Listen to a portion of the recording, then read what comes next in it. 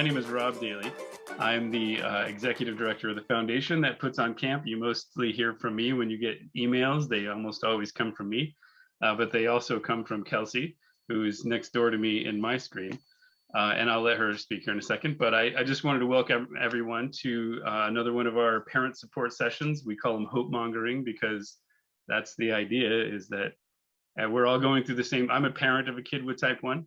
She's 14. She's been going to camp since she was in kindergarten. That's how I got involved in Gales Creek Camp. And now she is in her last year of the middle school camps, which is pretty exciting. So we're all going through the same kind of thing. And this is a really great opportunity for us to share our tips and tricks and our secrets and our experiences, and also use the resources of Gales Creek Camp to bring everyone together. So we were able to collect some of our young adults who are in college now or have gone through college already, and to share with everybody here how they did it and how they did it correctly or incorrectly or whatever. Do you want to say hi, Kelsey, or just? Sure, I'll just say hi. I know some of you, but some are new faces. I, like Rob said, work in the office with Rob. I was also a camper myself and a counselor. And I actually met Rob when I was in college. I went to George Fox in Newburgh. So that's kind of a fun little college topic. We met when his daughter started at camp.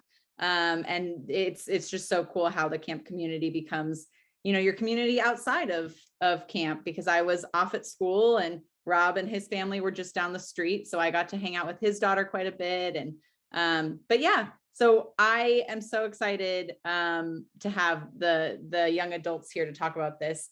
Many of them were campers when I was a counselor, so it's a little crazy that they are already in college, but it's really great to see all of you. Thank you. My name's Kendra Lodowick, like Rob said. I have 3 kids with type 1. Goose is one of them, and she's going to be sharing some of her wisdom tonight along with the other students. And then I also have a current senior in high school. She's just finishing her first year of college, and then a son who's a current senior. So we're about to, he's about to launch again. So we're going through this in, one year after another, and then we have a middle schooler. So we have a little bit of a reprieve in between. But I want to just start out by saying thank you to the former campers and students, college young adults who have offered to share their time with us tonight, because I know when my kids were younger, this was one of my favorite. Whenever there was a panel with young adults sharing their experiences and wisdom, it was always really helpful and inspiring and kind of aspirational for me as a parent. So I appreciate that they're here and spending their time, some of them on East Coast time too. So I think that what we're going to do, maybe what we ought to do is have each of you, each of our panelists introduce themselves and give a little bit of background. And then I thought to kick it off, this will be very informal conversation. So people should kind of feel free to either virtually raise their hand through chat or interject or put a comment in the chat section. But we'd like to keep it informal and conversational.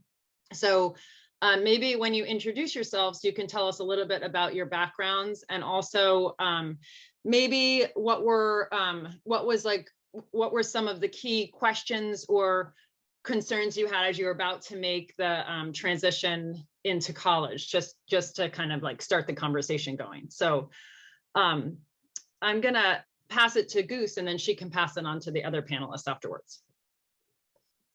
Yes, hello, my name is Goose. I'm a freshman at the University of Michigan. I'm wrapping up my 2nd semester here, which is crazy that it's gone by this fast.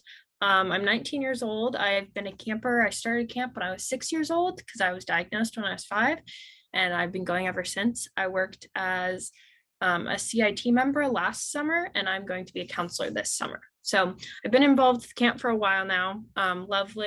Lovely experience. I keep coming back.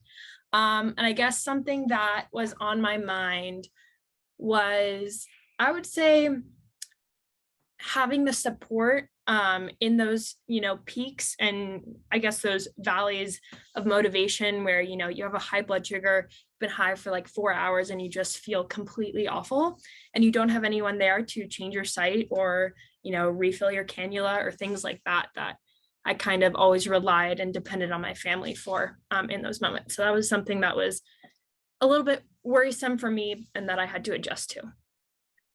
And I will pass it on to Crow. Hi, everyone. I'm Crow. I'm currently at the U of O, the University of Oregon, and I'm a sophomore now for English and journalism. I was a camper for a while. I don't know exactly how many years, but it was 8 to 10. And I was a CIT here this last year, and I'll be on staff this next year as well.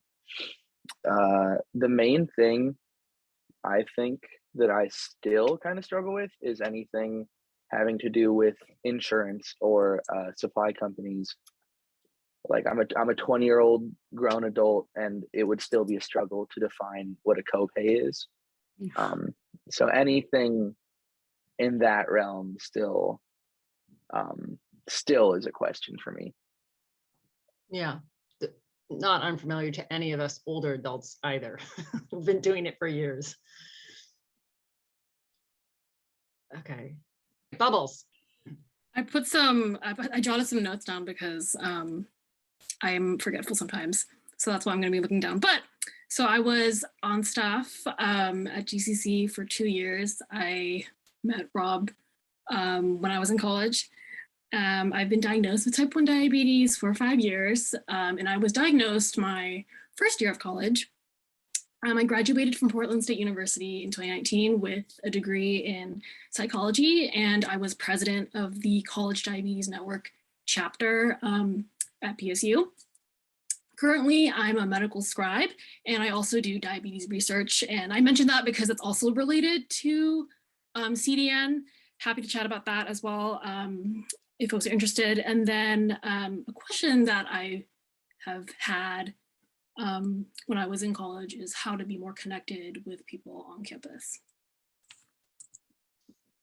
That's great. I will just add from a parent's perspective, when our daughter was heading off to school, I think the thing that I was most, afraid of was she's very responsible and independent. So one, I felt badly that like she noticed at times when she's obviously capable of changing her cartridge and site, but there are times when you just need a break. And so knowing that she wouldn't have a break or that kind of margin, but also night times are hard, just to make sure we had safeguards in place where we weren't like helicopter parenting her, but she also that we felt, I guess, assured by sort of that she'd be in a safe space number wise overnight, and that she felt that she would feel comfortable that she could without, the immediate backup that you have when you're living in the same home as someone. So I think that was one of the primary things, just because that is, I feel like the most, and I guess I kind of perceived it as one of the more vulnerable moments when you're sleeping and you can't always catch, and your numbers can do unpredictable things. So that was as a parent, that was one of my primary concerns. So maybe I think we all have other stories we can tell, but before we do that, are there any parents that, or students, or other young adults on here that have questions or comments that you feel like you'd like the panelists to think about or address?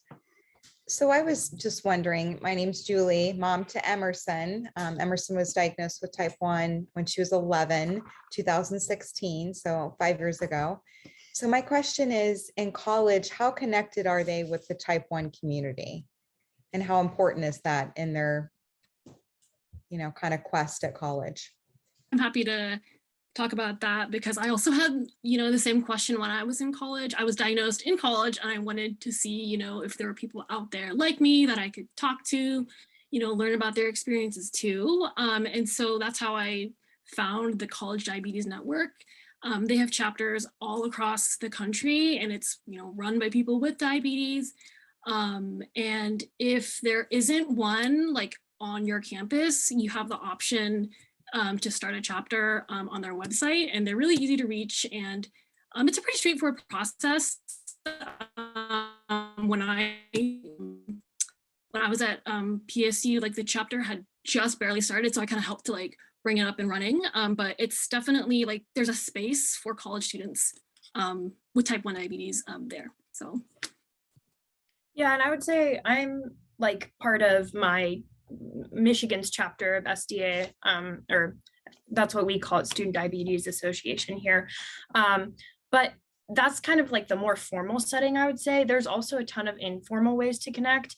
And that can be like literally walking through the dining hall one day. I saw some girl with a T-Slim. I'm like, hey, are you type 1 diabetic? And she's like, yeah. I'm like, no way, me too. And so, you know, we exchanged Snapchats and I've stayed in contact with her. Or for example, I was sitting next to this girl in my biology lecture for a semester and my pump went off. She's like, wait, I know that sound. Are you type 1 diabetic? I'm like, yeah. She's like, my boyfriend is too.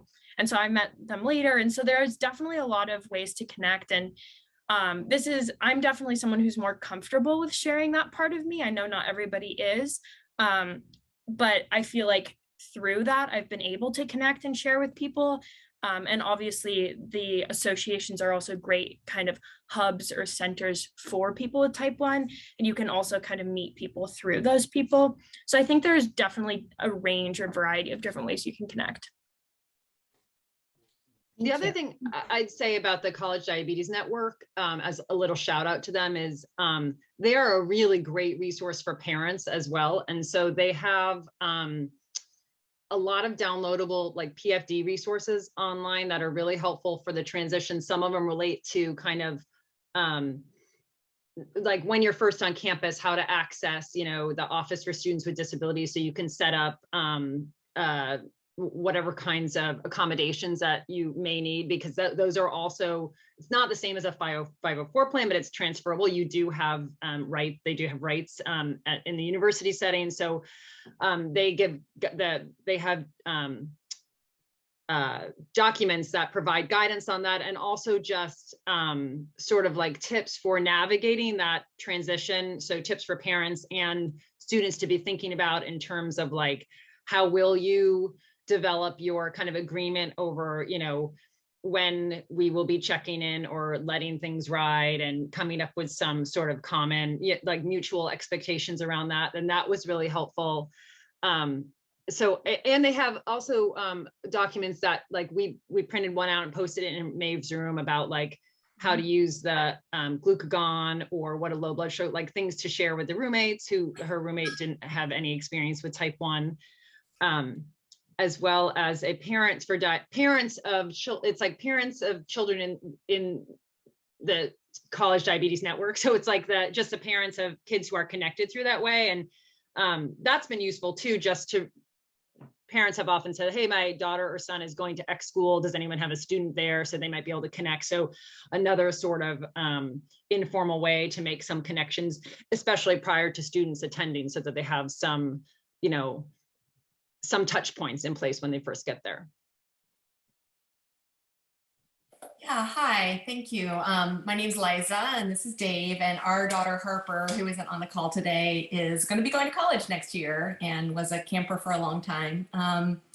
Anyhow, kind of related to, it's sort of the overnight, but it's also the roommate thing. Just, you know, just stories or suggestions. I think it's, you know, even just little things like the pump going off all night, you know, with different alarms, and just how to kind of navigate. I mean, of course, each person's going to be different. Each roommate will be different, but just any kind of special tips or good stories about how to kind of support Harper to navigate that relationship, living with someone in a room with diabetes. I can speak to that a little bit. I don't have any bad experiences or bad stories, so that should be sort of a comfort, I think. Like alarms and stuff never really became an issue for me in the whole freshman year of living together all the time, because this was during COVID especially too. The main thing, I think, for me was that I kind of explained what all my stuff was. And I made sure I kind of warned my roommate, like, hey, you're going to see a bunch of needles laying all over the place. Don't worry about it. It's fine. And I even a couple times had him, like, press the button on like a sensor or whatever, just to kind of get him to be like so it's normalized, just so he knows what's going on. But for like late night alarms, I mean, for me, it's pretty easy to kind of just roll over onto my pump. And I already have a lot of the alarms like off or on vibrate too. So that definitely helps. Yeah, I would say just being like really upfront. I was very clear with my roommate. I'm like, hey, I have type 1. This is what it is. This is what it means. I'm gonna have a pump. It might sometimes alarm. Sometimes I'll have to check my blood sugar. I have these different like supplies that I need to use. If I have a low blood sugar, I have to like eat carbs. And basically in an emergency situation, here's what you should do. So just kind of gave her the rundown of it. And she's been super great, super accommodating. And there are times where in the middle of the night, my pump will like be screaming at me like, hey, you're low, you're low, you're low. And I wake up, and sometimes she wakes up too. And I try to be as quiet as possible. But I think like at the end of the day, we need to take care of ourselves. And so if that means waking another person up on accident, that means waking another person up on accident, because that staying alive is the priority here. So yeah, I think in my experience, everyone's been super accommodating. Just emphasizing what Goose said about at the end of the day, like our health is the priority and our health comes first. And you absolutely have the right to not feel bad about that. You shouldn't be feeling bad if your alarm's going off in the middle of the night. I know that like myself, I felt terrible every time. But you have the right to not feel bad because your health comes first. My freshman year roommate, I sat down with her, I explained everything. She didn't really understand, I think, the seriousness of type 1, even after that conversation. And I had to have a conversation with her in the middle of our first semester because she, I guess, was getting hungry and didn't want to go out and get snacks. So she would help herself to my food, which was very inconvenient when I woke up at 5 a.m. with a low blood sugar, and all of a sudden all my juice boxes are gone. So we had to have that conversation of like, look, can become an emergency situation, and I need to prioritize. As much as I would love to give you, snacks if you're hungry, my health comes first. So yeah, exactly what Crow and Goose said, explaining the supplies, including the juice. That was probably something that I didn't think to explain, because to me, it's an obvious that, my juicy juice boxes are for low blood sugars only. But she doesn't think that way because she's never lived with type 1. So yeah, I think Goose nailed it with, you got to prioritize yourself and you have the right to not feel bad about that.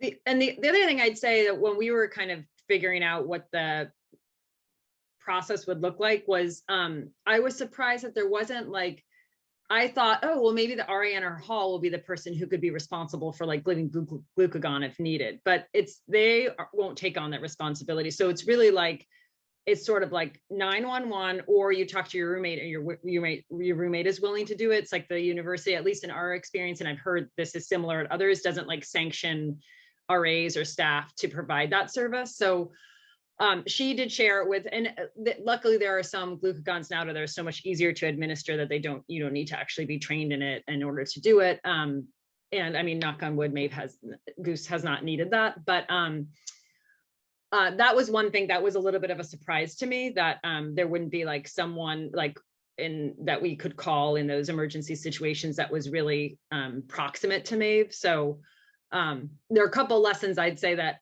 I feel like I learned in the process. And one was like how to, and maybe everyone is just more tech savvy than I am and knew this already, but like making sure that when our phones are on do not disturb, like that our kids still get through. And like for Maeve, that we still get through, because that was part of the agreement, was when she had repeated lows. And I mean, we sort of said, oh, if you're really low in the middle of the night, if you can just text us and be like, I'm on it, so that we know that you're awake and aware. And then if we don't hear that and it continues, then we'll text you, and if we don't get a text back, we'll call you. Like it was like sort of this like cascading, but then making sure that she had the bypass on so that those calls and texts could get through to her. And that was a really small lesson, but it was an important one. And then having the last resort backup, which is and when we were dropping her off, we asked the people in her dorm, like, who would be the person that would play this role if like we can't get in touch with her and she's having a really low blood sugar and this is like could be a crisis situation. And they said the campus security is the person that we'd get in touch with. So then we met with campus security just to say, what do we do in those situations? And they said, you call this number and tell us the room and we go. And we have used that once. And Maeve can relay on how her take on it. I was really grateful because she was at least outwardly appreciative versus angry about it. Whether she really was or not, we'll hear. But it was a situation where her pump had she had plummeted so low by at least on her pump screen that it was like not even registering as a low anymore, and it was giving us all these urgent low alarms. And we tried to get in touch with her through the multiple methods. And we also had gotten her roommate's number. So we called and texted her roommate and we didn't get it. We didn't hear back from them either. I think this was before we turned the bypass on. So we called campus security and they were really amazing. And it was clear, and this is, I guess, a little bit of comfort too, it was clear they knew type 1. Like this was not their first rodeo with someone calling about type 1. They're like, okay, what's her number at right now? And they clearly, it was like better than some school nurses. And they're like, we'll call you as soon as we enter her room and we'll let you know if we need to take her to the hospital or what the status is, or if she's able to, we'll have her call you. And they followed suit. So they got there, Maeve was fine. She called us and it was resolved, but it was very dramatic, like a 2 a.m. banging on the door in the middle of the night. So Maeve can speak to that, but I was happy to have that, backup in place just because sometimes I guess I think of it less as like, helicoptering, but with 3 kids with type 1 and my mom has type 1 too, I just think of it as such a, so lonely making when you're really in that on your own. So I think just knowing that people, especially when you're new to a school and you don't have other people that are proximate to you that are able to like play that role of just like being aware of what's going on and checking in on you. The fact that we have technology that enables us to help her with that, I think is an ease of mind for us, but hopefully for students that are far away as well. Yeah, I'll say it was effective. A little jump scare for sure. I've always been like pretty good about my lows, and I've never like had to use a glucagon or anything in the 15 years of having type 1, knock on wood, but I had plummeted low, and this was before we had like the bypass on. So she had called me and I didn't hear it and I wasn't waking up from my pump. And so I woke up at like 2 a.m. to banging on the door, like urgent banging. And my roommate and I were like, what is going on? And it certainly woke me up. I texted my parents. I'm like, all good. They were super nice about it. DPSS, which is the security group, they were super good about it. I treated myself and I was fine. But it was definitely nice to have that because otherwise I'm not exactly sure what would have happened next. So it was definitely, I was very grateful for it, even though it was a little bit uncomfortable. But I would say, yeah, along those lines of safety too, like just speaking more broadly, like I'm part of a running club and I tell people, hey, I have type 1. And if I'm on a run and I'm low, I'm going to have to stop. Like, and I have buddies and I have friends and everyone's super accommodating. I think that's generally what you'll find is people are really willing to help out. And I think just that kind of surface level education can also be a real lifesaver, and like literally, but also just provide more education and understanding for like what we're going through on a day-to-day and just have like another set of eyes. So I think that network is valuable as well. I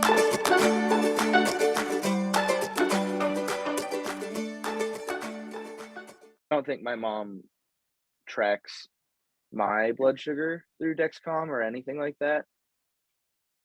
But I know the one thing, she doesn't track it more so because of like lack of being tech savvy. But the one thing that I told her was like, if I share this with you, you are not allowed to nag me. I was very clear. I was like, I don't want you to like look and be hovering over it. And that was the main thing that would have stopped me if I really cared. Just like making sure that you're not going to be like staring at it all day and texting like, oh, your blood sugar's low, your blood sugar's high.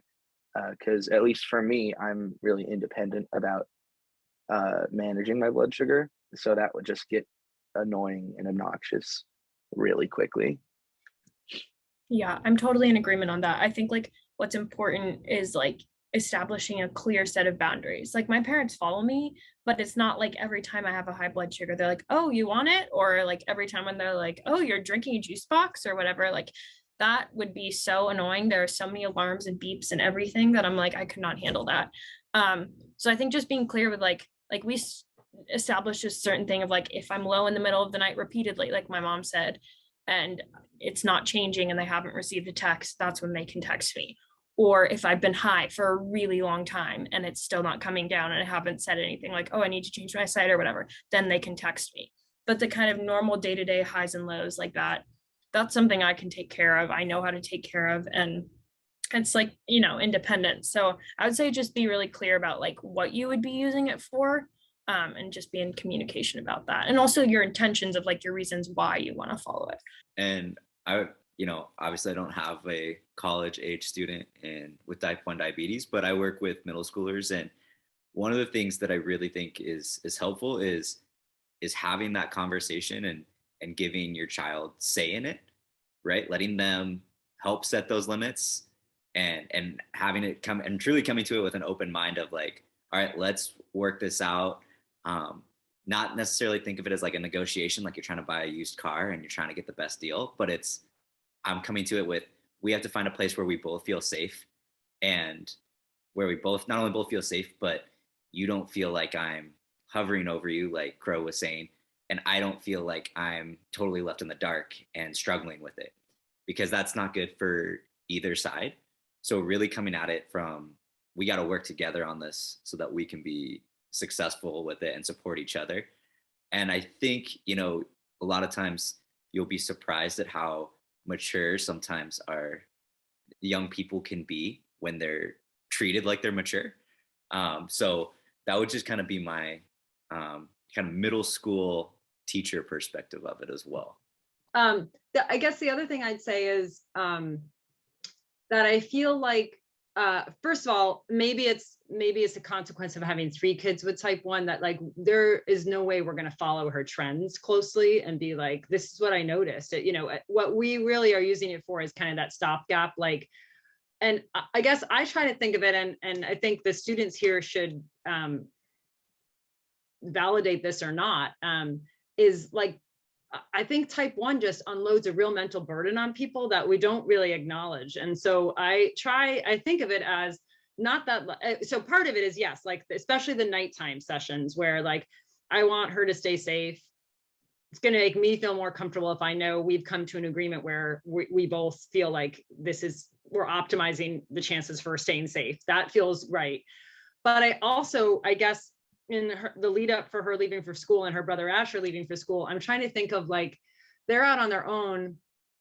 And maybe this comes from my having a mother who's been, where diabetes management was very different when my mom was diagnosed 50 years ago. And she was really on her own for a long time, even though my dad is an incredible partner. And there was no team in diabetes in our household growing up, except for get mama juice when we notice she's low.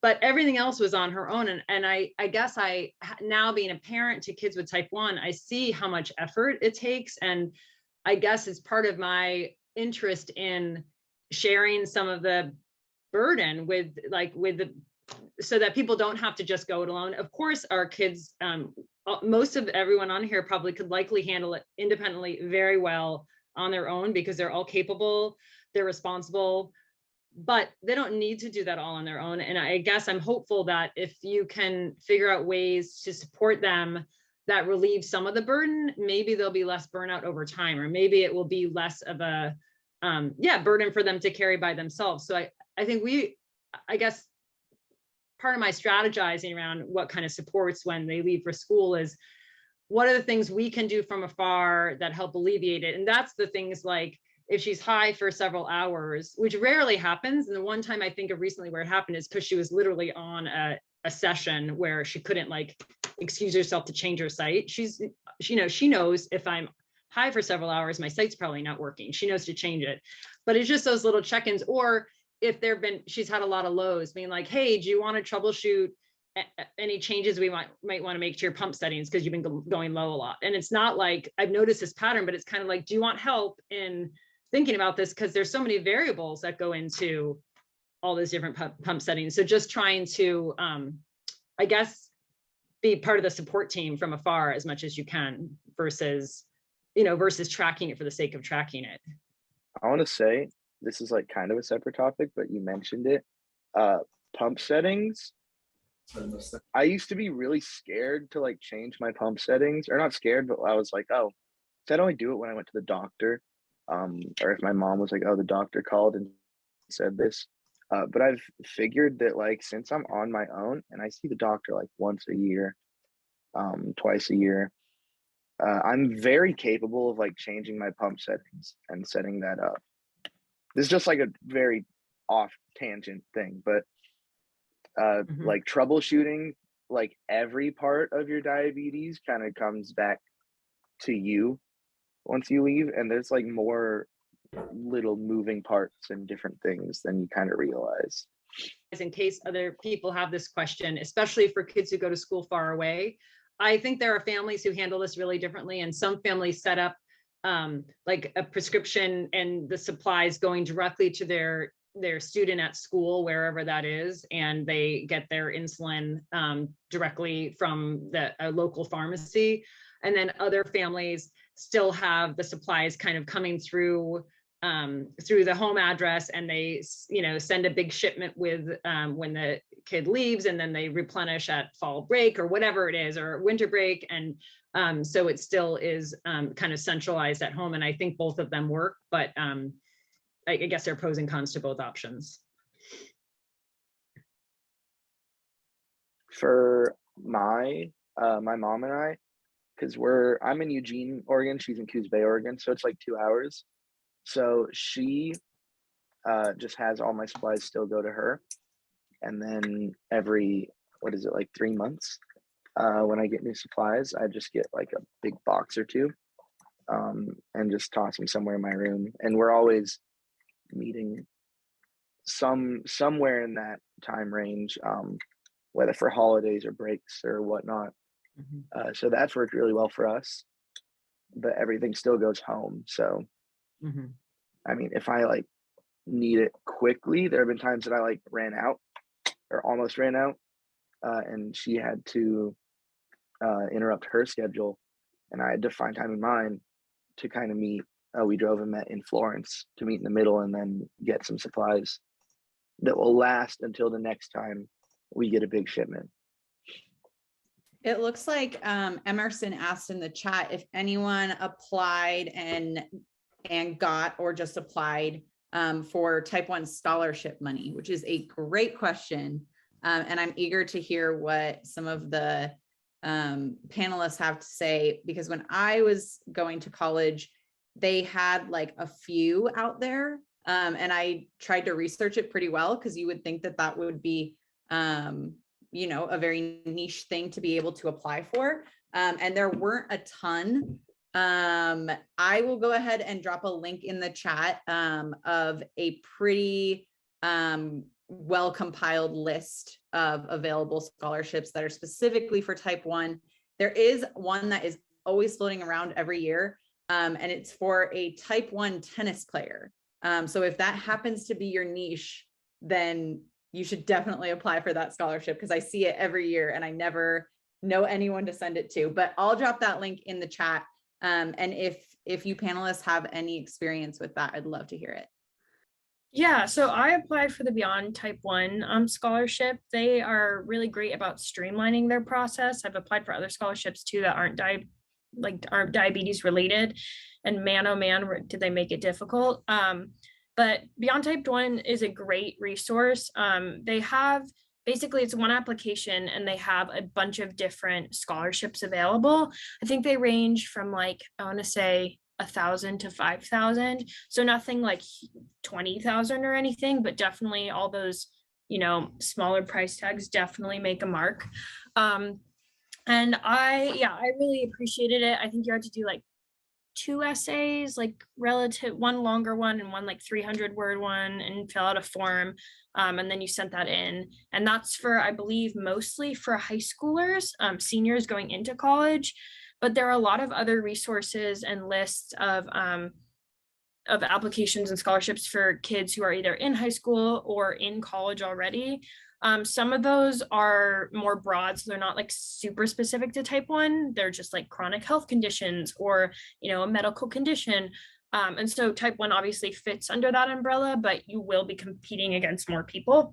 But there are, if you look, I mean, like he sent a link out, but there are definitely resources out there to help. So I encourage you to apply for those because they've been worth it. Pro tip, if you do apply for one of the few diabetes scholarships, I actually was a reader for the scholarships one year, so I got to see all of the applications.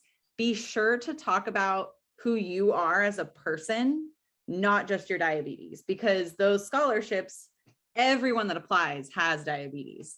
So those readers that are kind of choosing who's getting that money, they already know you have diabetes. So if you can cleverly work in how your diabetes has impacted yourself as an individual, and how that's going to carry you through what your passions and your goals are, you'll be good. Right. Yeah, exactly. Don't like just focus on that, but also like it's completely valid to say like that's what I wrote about, was like how diabetes has changed my way of learning and approaching the world. So like you don't have to shy away from it, but just make sure you're not being so narrow that it's only diabetes and nothing else. I'm wondering from our panelists, if you have any like either like your primary kind of lesson learned or tip you'd give to parents or kids that are about to start this transition from your own experiences. And we didn't prep this ahead of time, so I'm putting them on the spots, but I would say one thing that I don't know, this is coming from someone who like is again very confident, was raised in a very like open and supportive household. So I know that's not the case for everyone. But I've been surprised by how many connections I've made with non-diabetics about diabetes. The number of conversations, of educational conversations that I've had with people about what diabetes is, about management, about the healthcare industry. So many, I've inspired people to write papers, give presentations on it. I've taught people like how to take care of me in an emergency. And now they can like know like, oh, what's your blood sugar? Oh, do you need a snack? Okay, so you should give yourself insulin now, right? Like, you know, asking, and it's, the interest is there and the connections are there to be made. And I feel really honored and kind of wonderfully surprised by that community that's appeared out of nowhere. So I would say be reassured that even if there aren't as many people, or you're not finding as many people who actually also don't have a working pancreas, that there are people out there with working organs that are also willing to help and are curious about what you go through. And I guess that's also like reassurance for parents too. But yeah, that's kind of off the top of my head. I would say that's really good. I like that. But I think my main takeaway is kind of like, don't worry about it. But everyone, I haven't had a bad interaction with someone because of diabetes. That, I mean, y'all can back me up here, but I don't think that is very likely to happen. I mean, I've had my pump go off in a big lecture hall.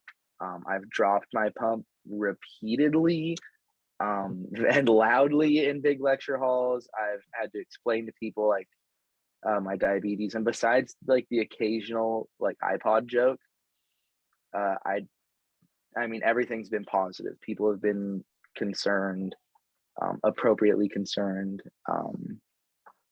I mean, even like getting accommodations and all that stuff was pretty pretty simple. It was more on my end that I had just left it till like procrastinating. But yeah, it's just something that I don't think needs, like, you need to take precautions, but you don't need to like worry and stress about it. Yeah. To Bubbles, you want to say something? Yeah, yeah, to kind of like touch on that as well, I feel like my tip would be to like be your own best advocate, because as much as you can prepare and try to like think of every worst case scenario, there are some times where you have to be flexible and think on your feet, and just, you know, vocalizing your needs or being like, hey, you know, I need to do this because of my situation. Like, people will be more than willing to accommodate with what you need. So I think that would be my first tip. And then the second one I want to add is, I think, especially when you're in college, like, people respond to you based off of the vibe that you give off. So for you, if like diabetes is not a big deal, people be like, yeah, it's not a big deal. Oh, whatever, you know what I mean? So, and that's kind of coming from me, who I'm not really shy about my diabetes. I'm pretty upfront about it. But I think if you kind of walk into a situation with your best foot forward and just kind of keep it like positive and like no big deal kind of thing, like, people will be aware of your vibe, and they'll go along with it too, and it won't be a big.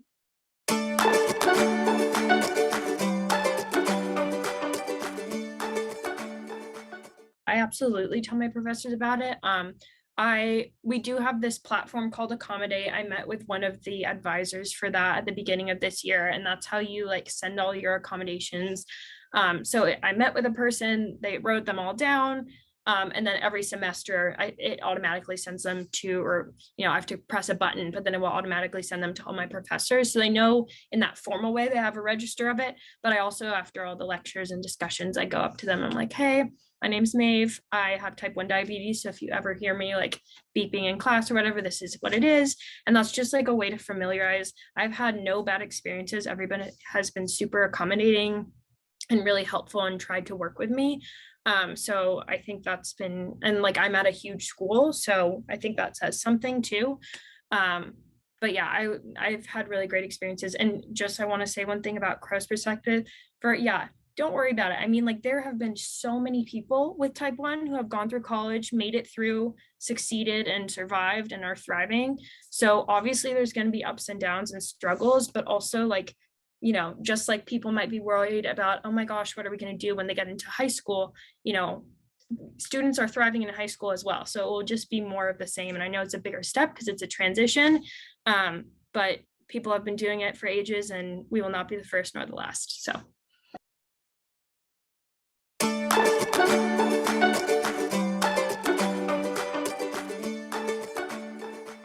Yeah, every college organization is different. When I was in mine at PSU, we were really chill, and like, we met every month for like lunch or coffee, and we just like normal. And it was interesting because it's like, when you're surrounded by people who also have type 1, it often doesn't become something that you even talk about, because it's just like, okay, we all have it, you know what I mean? So, but I know I have friends in like other like campuses, and their chapters are like really active with like advocacy or volunteering in the type 1 community. So it really just depends on like what your chapter is involved with at your school.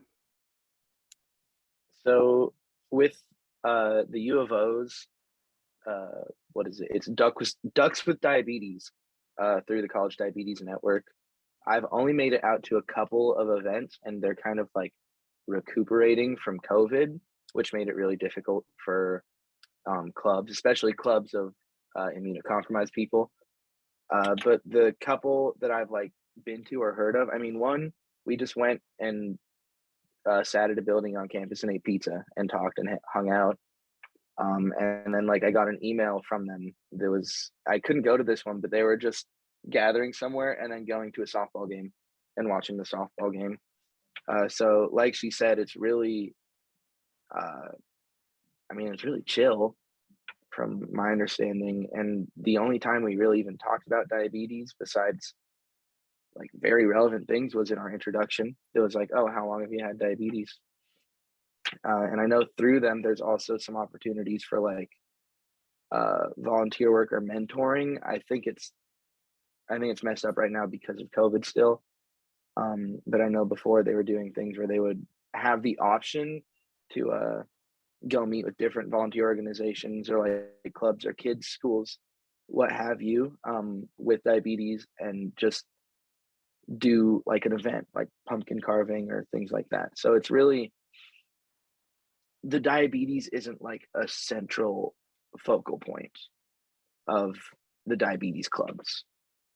It's just like a group of people who happen to have diabetes doing something fun.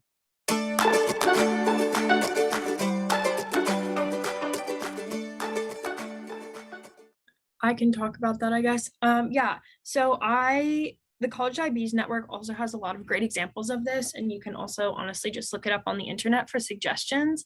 But I kind of modified my high school accommodations and then expanded on those. So, for example, I sometimes have extended time, just in case I'm high or low, kind of like built-in time to navigate that.